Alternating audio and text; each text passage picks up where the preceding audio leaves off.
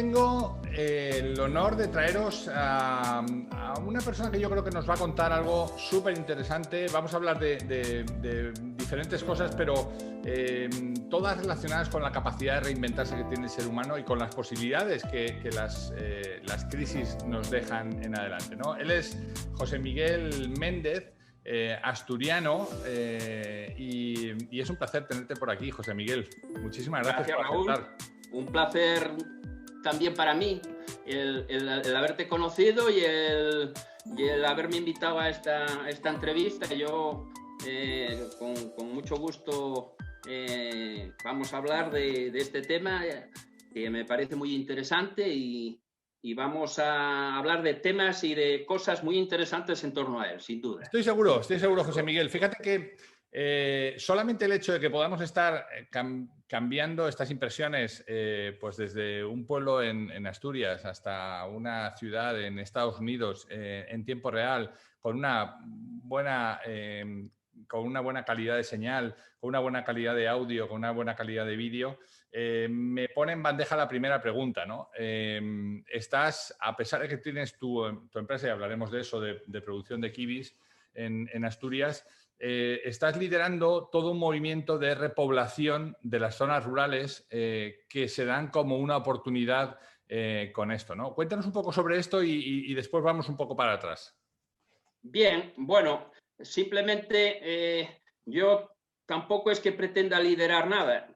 Yo tengo una preocupación como persona que habita en la zona rural, que una persona que ha nacido en el medio rural, que se ha criado en el medio rural y que ha desarrollado la mayor parte de su actividad profesional en el medio rural, pues aparte de lo que es el trabajo mío diario de desarrollar mi actividad como economista o como agricultor también, el preocuparme por el tema que tenemos encima, ¿no? El tema del despoblamiento rural, que es un tema muy preocupante, un tema que tenemos encima, que tenemos que tomar medidas, tanto el sector público como creo yo que tenemos que implicar también al sector privado, porque creo que el sector público no va a poder actuar solo en solitario.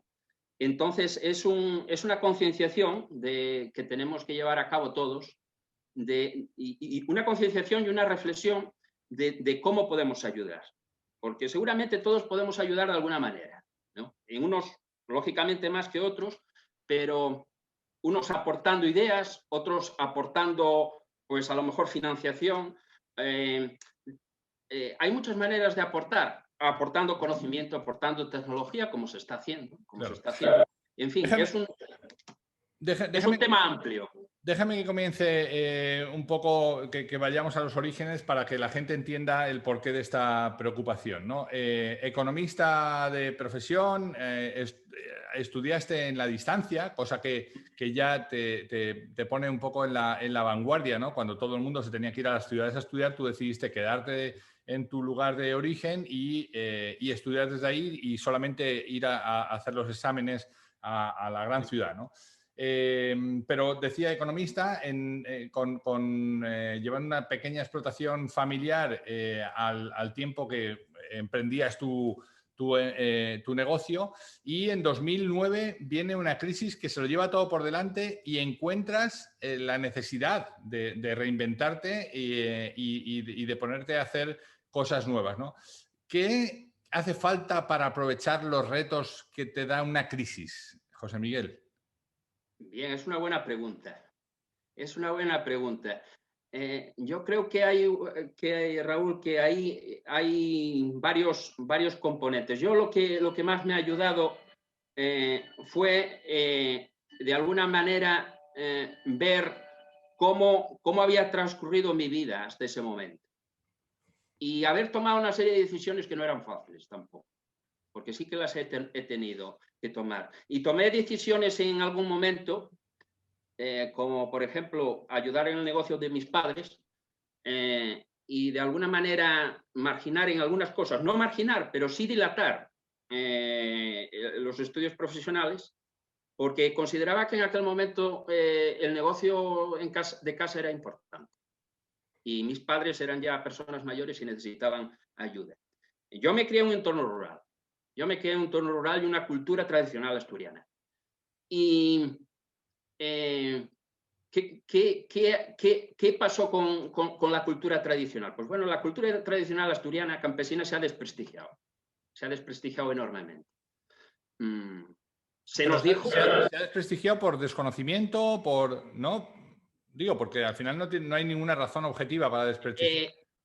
No las hay, pero te explico. Durante el proceso de educación de una persona, sobre todo en el entorno rural, a nosotros se nos decía que aquí no había futuro.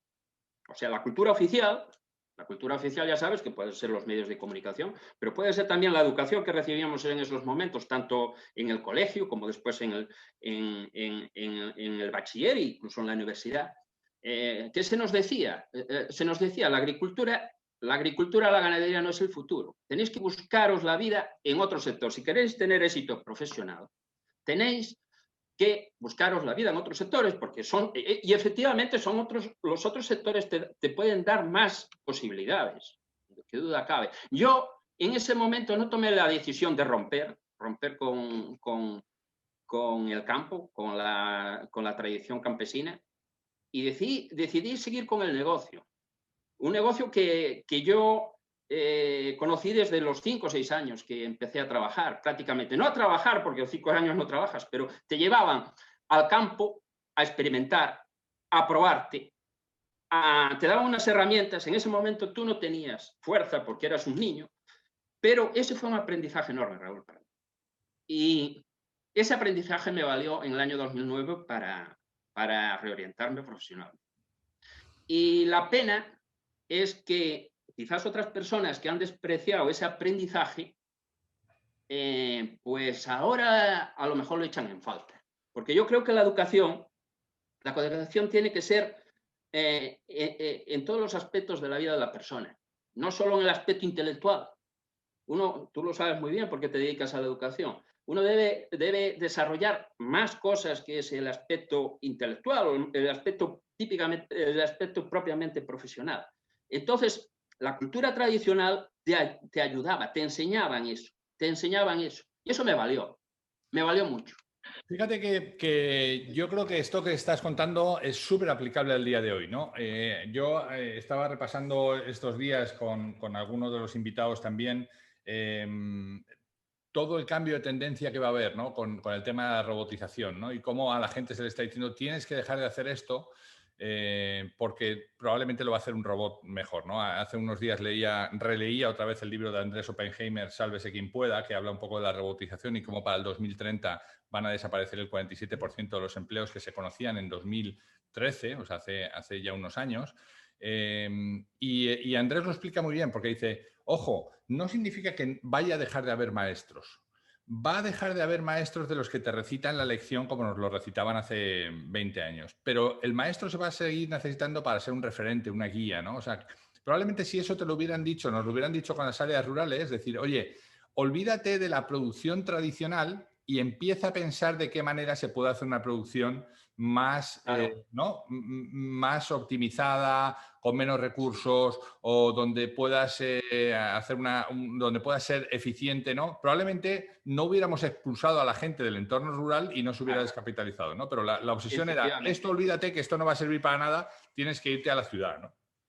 Efectivamente, esa es una de las razones, porque yo estoy convencido, Raúl, que el campo tiene muchas posibilidades de desarrollo, muchas posibilidades de empleo que están sin explotar, muchas posibilidades de emprendimiento. De hecho, una tendencia que se está viendo ahora mismo en los medios de comunicación, pues es un poco la vuelta al campo de personas que están investigando pues, en Big Data, en robótica, en inteligencia artificial y cómo aplicar todo eso al sector agrícola, al sector ganadero. Y eso va a tener una aplicación y unas posibilidades en cuanto a empleo muy buenas, si las sabemos aprovechar. Ese es el reto. Ese es uno de los retos que tenemos. Sin duda. Y luego, fíjate, una de las preocupaciones, y enlazamos con otra que sé que es otra de tus pasiones, una de las preocupaciones es cuidar el medio ambiente, ¿no? Dicen que tenemos que cuidar el medio ambiente porque el otro medio ya nos lo hemos cargado, ¿no? Entonces, ahora hay que ahora hay que cuidar el medio ambiente que nos queda, ¿no? Entonces, claro, si lo que estamos preocupados es de la emisión del CO2, de la huella de carbono, de toda la cantidad de mal oxígeno que estamos dejando en la atmósfera, oye, el volvernos a las zonas rurales en donde se consume mucho menos, en donde no hay desplazamientos. Claro, eso hace 25 años era una quimera porque no tenías que trabajar allí donde estaba la empresa, pero hoy esta pandemia nos ha traído esta oportunidad, José Miguel, ¿no? De poder trabajar deslocalizados. ¿Qué, Claro. ¿Qué beneficios tiene volverse a una zona rural? ¿Qué beneficios destacarías para las familias o para las personas o para las relaciones o para... Sí, bueno, tiene beneficios y tiene inconvenientes actualmente. Tiene las dos cosas. Y en la lucha después te hablaré de los beneficios. Pero déjame un momentito también hablarte un poco de los inconvenientes, porque es una de las reivindicaciones que hace la gente que se dedica a esto de intentar poner a la sociedad y concienciar a la sociedad que hay que también darle los servicios y las posibilidades a la gente que está en el medio rural para que realmente vengan, ¿no? Entonces, se trata de que todos aquellos inconvenientes que tenemos, por ejemplo, en cuanto a acceso a Internet, ¿no? Todavía no tenemos las condiciones que tiene una ciudad y probablemente nos vayamos a atrasar mucho tiempo en tenerlo. No tenemos fibra porque a las empresas no les interesa invertir en fibra en un pueblo porque hay muy pocos habitantes, entonces eso va a haber que financiarlo desde los poderes públicos. La asistencia, por ejemplo, sanitaria mejoró muchísimo. Ese es un aspecto que mejoró mucho, pero tampoco tenemos asistencias en cuanto a servicios públicos que tienen los habitantes de una ciudad. Y los beneficios, pues bueno, los beneficios son muy interesantes si conseguimos de alguna manera paliar estos inconvenientes que te he comentado y otros que por tiempo tampoco podemos entrar a ser muy exhaustivos, pero que también existen. Si logramos paliar esos inconvenientes mediante la concienciación de la gente y mediante la inversión pública, lograremos que los beneficios evidentemente medioambientales, porque no es igual vivir en una ciudad donde estás lógicamente respirando humo y respirando CO2, vivir en un pueblo que lógicamente es mucho más sano, el contacto obviamente con la naturaleza, que es importante porque de alguna manera todos la necesitamos, ¿no? Siempre, aunque trabajes en una ciudad, pues todo el mundo se da una escapada por la zona rural en las vacaciones para, bueno, pues para airearse un poco y para ordenar las ideas. Los que vivimos aquí... Fíjate que yo creo que estos inconvenientes que tú estás poniendo encima de la mesa y que han sido los tradicionales, de nuevo también van a cambiar, porque en la medida en que, o sea, claro, ¿qué es antes? El huevo o la gallina, ¿no? En la medida que va habiendo más población, las compañías empiezan a ver interesante ese nicho y empiezan a proveer servicios y va a ir volviendo. Pero ¿cuál es la razón última de que la gente pueda volver a los pueblos? Bueno, pues porque el acceso a los bienes y servicios también, que hoy solamente se tienen en las ciudades, con la aparición de las impresoras 3D, con la aparición del 5G, de repente ya no es exclusivo de las ciudades. Hoy te lo pueden llevar perfectamente, te pueden llevar la compra a tu casa en una camioneta, o incluso empezarán a aparecer una cosa que leí hace tiempo, que son pequeños artesanos virtuales que de repente empiecen a producir en impresoras 3D cuando se popularice, porque hoy todavía son medio costosas, pero hoy, mira, aquí en el Walmart, en Estados Unidos ya las tienes por 150 o $200. Impresoras que te imprimen cualquier cosa hoy en plástico, pero van a empezar a hacerlo de hecho ya lo hay en hierro y en acero y en cemento incluso. Hay casas que se construyen con impresoras 3D, ¿no? Con lo cual, todo eso que hoy nos parece como ciencia ficción, con la aparición del 5G, con la aparición de la robótica, con la aparición de las máquinas, van a empezar a deslocalizar la producción de bienes y servicios para empezar a localizarlas en pequeños artesanos, como te digo, virtuales, que probablemente puedan abastecer, puedan diseñar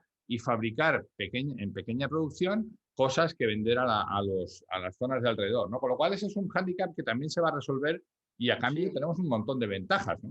Sí, sí, mira, una idea que estás apuntando y una idea muy interesante, evidentemente, ¿no? Cómo aplicar las nuevas tecnologías a un sector artesanal. Pues es una idea Claro, muy fíjate, buena. mira, hasta hoy la funda de este celular la diseña un tipo ¿qué quieres? En Arkansas y la manda por una línea de datos a China para que se produzca.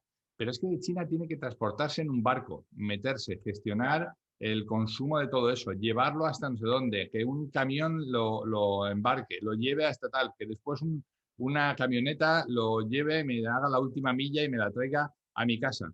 Para pagar, ¿qué quieres? $15 por esto. Ok, cuando esto lo pueda imprimir un artesano local en su impresora, Claro, en su casa al lado, te va a costar $2, $3, no mucho más.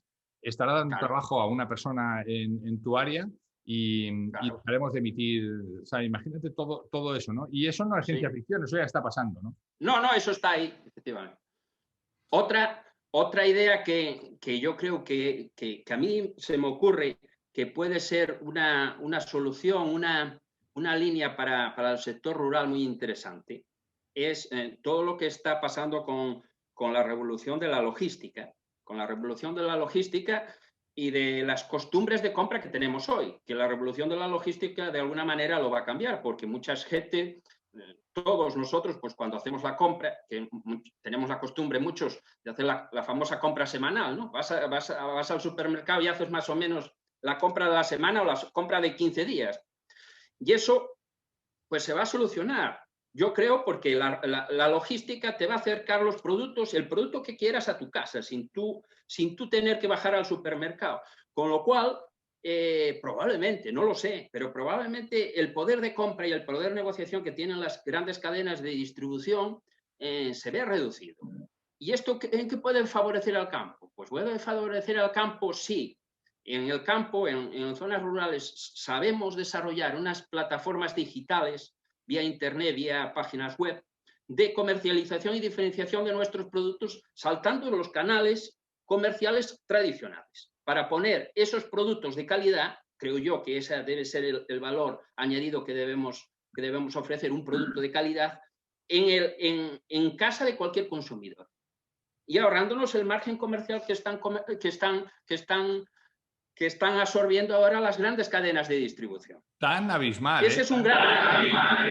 Tan abismal. O sea que, fíjate, mira, yo Claro. creo que hay mucha experiencia, sobre todo en el Levante español, con el tema de las naranjas y, bueno, en muchos sitios, ¿no? Sí, En donde sí, efectivamente la clave es la distribución, no tanto el canal por el cual claro. llegas al consumidor, porque el canal hoy es directo. Hoy alguien quiere kibis de calidad y entra y te puede comprar directamente. Ahora, el problema es cómo hacérselo llegar, ¿no? Y por eso la clave está en el supply chain, que llaman aquí, ¿no? En la cadena de distribución, que dices, oye, cómo yo tengo que llevarlo a un sitio, pero todo eso hoy de nuevo está súper mecanizado. Aquí en Estados Unidos ese comercio electrónico está, o sea, lo único que ves por las calles en estos días de pandemia o en estos meses han sido camiones de Amazon, de FedEx y de UPS, ¿sabes? O sea que eso ya está a la orden del día. También porque ellos están acostumbrados a distancias muy grandes, ¿no? O sea, en España es un país Claro. que siendo grande es muy pequeñito en cuanto a distancias, pero tú aquí en Estados Unidos las distancias son gigantes, inmensas, y la producción y la cadena de distribución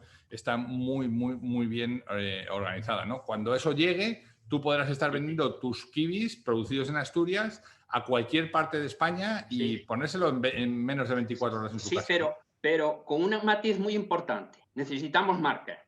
Necesitamos marca. Si no tenemos marca, no lo vamos a conseguir. Claro, Ahí está la clave. O claro. sea, para que te conozcan o para tú darte a conocer, necesitas una marca comercial. Necesitas estrategia comercial, estrategia de marca.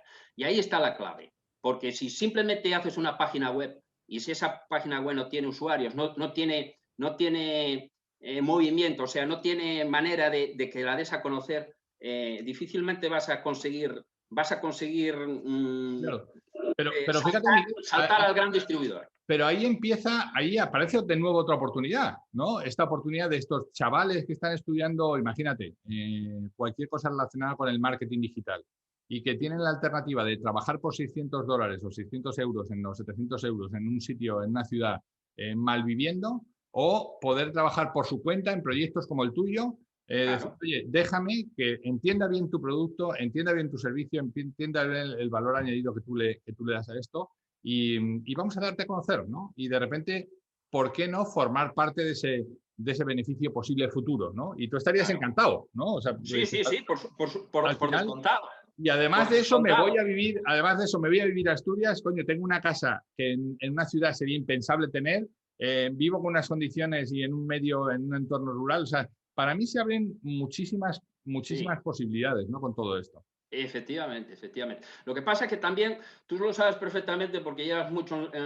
el tema de los negocios. Hombre, estamos hablando de las grandes distribuidoras, las grandes cadenas de distribución, estamos hablando estamos hablando de lobbies, estamos hablando de personas que, claro, lógicamente van a defenderse cuando, cuando intentas ir a por su negocio. Entonces estás en desventaja, pero en esto el mundo de Bueno, los negocios siempre estamos en desventaja, los que pero quieren innovar y fíjate, los que quieren crear. la máquina de escribir se resistió ante el computador por unos pocos años, pero después desistió, ¿no? La cámara de fotografía de 35 milímetros de carrete se resistió frente a la cámara digital y al final acabó muriendo, ¿no? Yo Efectivamente. creo que han de adaptarse también y de hecho, fíjate, grandes cadenas que no habían estado nunca en el online, o en grandes cadenas que conocemos de distribución, o sea, de consumo en España, se han volcado al online en este tiempo Sí, porque no hay más remedio, ¿no? Con lo cual, ellos formarán parte de esa gran cadena y dará sentido a... Y también tendrá la oportunidad de vender en pueblos cuando eso esté organizado, ¿no? Por tanto, yo creo que no es más que ventajas en cualquier caso.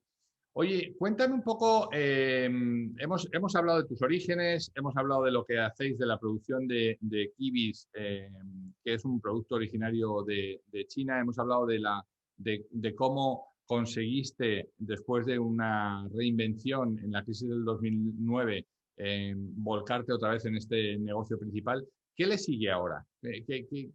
Porque lo importante no es lo que hemos hecho, sino lo que tenemos todavía por hacer. sí, ¿Qué, lo que qué hay que planes hacer. tienes en la cabeza, no? Pues bueno, ese es un reto que tenemos. Esto no lo hago yo solo, está mi hermano también. Nosotros no nos dedicamos, tampoco él se dedica al 100% al kiwi, porque él precisamente ahora mismo está fuera de aquí, está trabajando en, en él, aparte del negocio de kiwis, pues tiene una profesión que durante un tiempo, él es ajustador, hace reparaciones en empresas que tienen paradas técnicas, ahora mismo está en el País Vasco. Son periodos, él trabaja sobre 2 semanas, 3 semanas, y después se viene para acá. Y yo, pues bueno, un poco lo mismo, lo que pasa es que yo lo tengo mucho más fácil porque lo mío prácticamente lo puedo arreglar todo por internet, con lo cual yo no, el trabajo mío es distinto. Entonces, el dedicarse al 100% a la agricultura, pues porque sería el siguiente paso. Pero claro, ¿cuál es el problema? Yo solo no lo puedo hacer. Yo solo no lo puedo hacer. Este es un negocio de los dos porque esto es una ganadería, en su día que fue una ganadería láctea, tenemos aquí unos 7 hectáreas. Ahora mismo son 3 hectáreas y media las que están plantadas de kiwi. La ampliación en cuanto a lo que es el terreno propio, tenemos dudas porque la tierra, el kiwi necesita un tipo de tierra muy especial. Necesita un tiro, no vale todo el tipo de tierra, o sea, necesita una tierra que drene muy bien. Aquí hay una zona, parte de lo que es el caserío oeste es zona mojada, entonces ese terreno no vale, no sirve porque el kiwi tiene que drenar muy bien. Zonas arcillosas que no drenan bien, no, el kiwi no va. Entonces, claro, el reto de ampliar tendría que ser a lo mejor pues con otro tipo de tierras. Y eso ya es más complicado. Yeah. Eso ya es más complicado.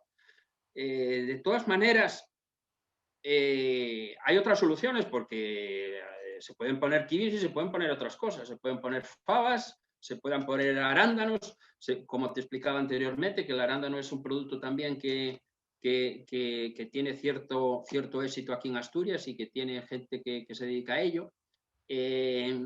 Estamos en ello, no lo tenemos claro. No lo tenemos claro ahora mismo porque ampliar aquí ya te digo que es complicado. El kiwi necesita un terreno muy específico para que dé fruto y para que dé la producción que tiene que dar.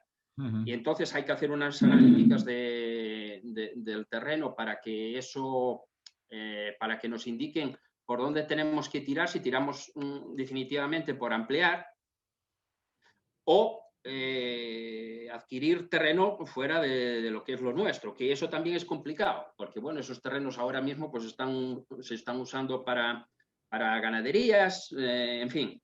Claro. Entonces,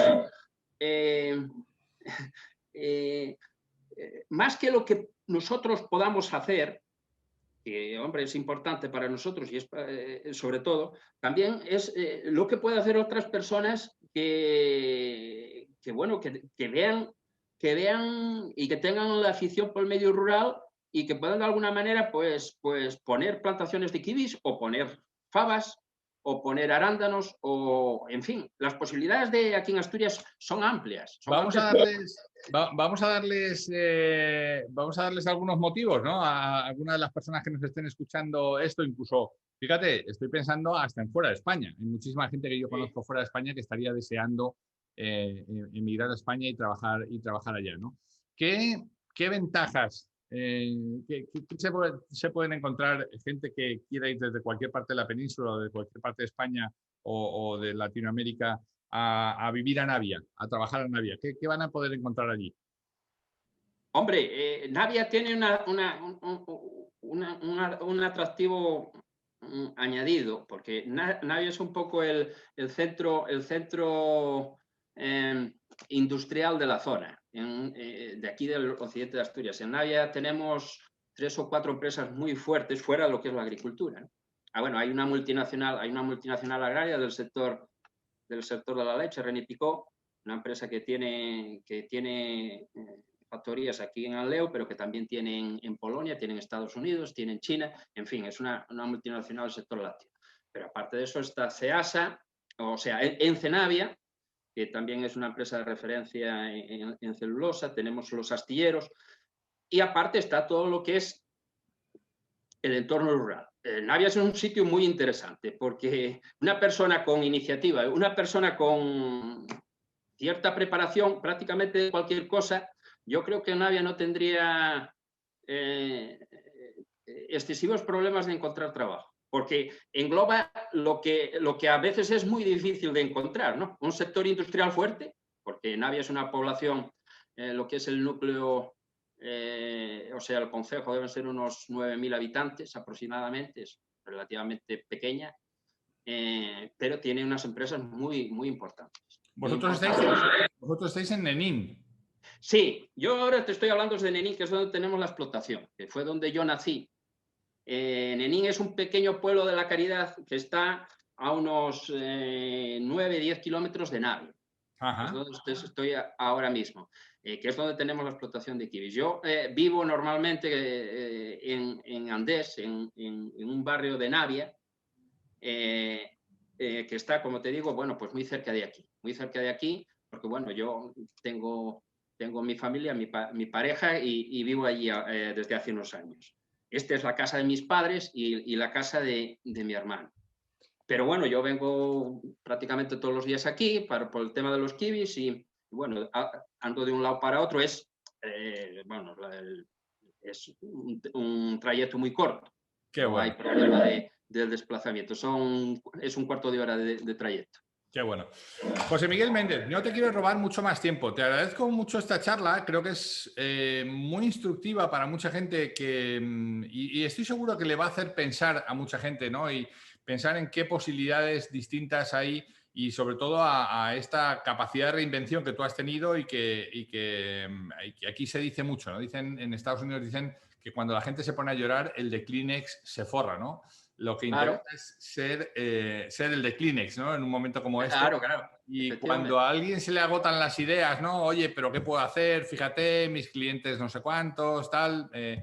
Otra de las cosas que pasa aquí en Estados Unidos es que se valora mucho a la gente que se repone de una digamos, de una catástrofe empresarial, ¿no? El momento de la segunda oportunidad aquí lo tienen muy asumido, ¿no? O sea, si te ha ido mal algo, en lugar de lamentarte por las esquinas, ponte a hacer otra cosa distinta, ¿no? Y yo creo que estoy hablando contigo que lo supiste hacer en su momento, y yo creo que hoy tristemente va a haber mucha gente que, pasado estos momentos de ERTE temporales, ¿no? En donde, bueno, pues te van medio, el Estado está dopando, digamos, el sistema para que no se caiga, pero más tarde o más temprano esto se va a caer. Sí. O sea, y va a haber Sí, muchísima gente. tenemos que ponernos las botas y Triste. ponernos a trabajar, no hay otra. Claro, claro. Entonces, yo creo que testimonios como el tuyo, ¿sabes? De oportunidades de hacer cosas diferentes, de volver otra vez al entorno rural, de explotar cosas que probablemente dejamos por desconocimiento de hacer hace muchos años,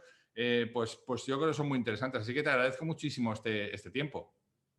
Gracias a ti, Raúl, por haberme invitado, y para mí fue también un placer el haberte conocido y el haber tenido la oportunidad, bueno, de expresar un poco las opiniones de una persona que trabajó y que muchos años aquí en el medio rural y que, bueno, a lo mejor tiene algo que decir y que puede servirle de ayuda, no sé, a lo mejor a alguien, alguna persona joven a lo mejor, o mi mensaje para terminar, si te parece, Sí, claro, sí. es que yo lo único que hice fue aquí en el mundo rural no romper directamente con el mundo, con el tema rural, como de alguna manera nos hacían creer que aquí no había futuro, que esto era solo para la gente que no valía para otra cosa. Tristemente fue ese el mensaje que nos lanzaron desde los sectores oficiales, desde la educación, desde los sitios donde, bueno, de alguna manera pretendían educarte, pero a lo mejor esa educación no era la necesaria ni la más conveniente, ¿no? Y bueno, de alguna manera también sufrimos las consecuencias de esas cosas, de abandonar cosas que no teníamos que haber abandonado, de buscar valores donde hay que buscarlos, porque también en las zonas rurales se aprende a vivir y se aprende a convivir, ¿no? Estaba basada, la vida rural tradicional estaba basada en la convivencia y en la ayuda de las personas a trabajar, porque en los años 70, principios de los años 70, mediados incluso, no había maquinarias. Aquí se trabajaba con las manos, ¿no? Entonces, esa cultura de ayuda y de trabajo entre personas, pues era una enseñanza importante también para nosotros, el que supiera percibirlo y el que supiera interiorizarlo. Y por eso te digo que hay que tener cuidado con las rupturas que nos meten por las cabezas, o con las ideas que nos intentan llevar a cosas que a lo mejor no son las más necesarias. Está claro. Y una vez más se demuestra que digamos, la modernización y las nuevas tendencias no tienen que romper con lo bueno que teníamos. Y yo creo que una de las cosas que hemos perdido, que ha sido esa cercanía y esa camaradería, ese apoyo mutuo, todo eso que se ha ido despersonalizando en las grandes ciudades, estoy seguro que, como están en el ADN del ser humano, volverán muy pronto gracias a gente como tú. Así que, José Miguel, te agradezco mucho, y ya deseando que se abran los vuelos para poder ir a conocerte en persona allá en Enin y tomarnos cuando quieras. Una sidriña. Cuando quieras, estás invitado a unas sidras o a lo que quieras. Ya tenemos el contacto. Te agradezco que me hayas agregado a LinkedIn. Y por ahí ya nos comunicamos. Venga, o sea que cuando vengas por aquí no dudes en contactar conmigo, que serás bien recibido. Te mando un abrazo muy fuerte. Muchísimas gracias. Otro a ti.